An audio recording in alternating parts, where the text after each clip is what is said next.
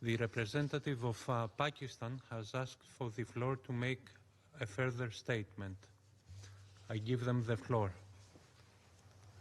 Thank you, Mr. President. My delegation has been compelled to take the floor to respond to the remarks by the Indian delegation. India has yet again relied on disinformation, deflection, and denial. Let me remind the Indian representative this is an open debate on the protection of civilians in armed conflict. No amount of obfuscation can hide the facts.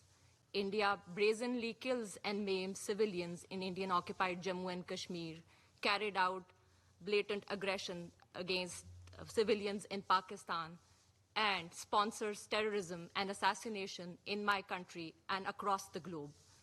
India has even stooped to a new law of impeding the flow of rivers that serve as a lifeline for 240 million people of Pakistan.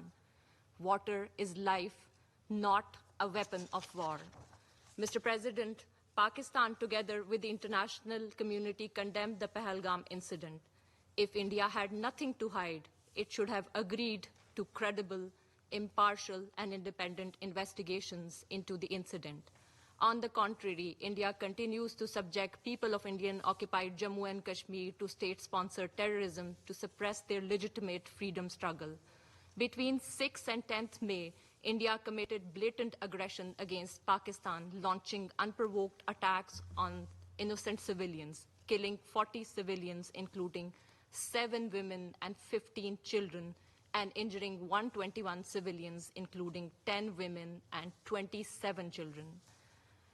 Mr. President, India certainly has no credibility to lecture others on the protection of civilians. Pakistan's counter-terrorism efforts and sacrifices are well known and acknowledged globally. We remain steadfast in our commitment to combat this scourge in cooperation with our partners around the world. India continues to actively fund and sponsor terror proxies, including TTP, BLA, and Majid Brigade, to kill innocent civilians in Pakistan. Just a couple of days ago, a savage attack on a school bus in Khuzdar, Balochistan, took the lives of innocent school-going children and left dozens injured.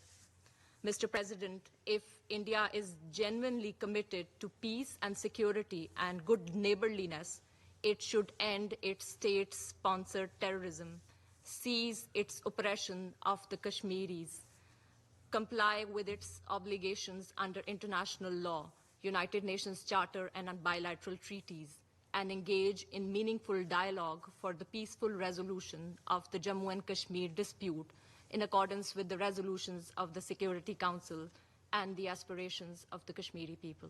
I thank you. I thank the representative of Pakistan for the statement.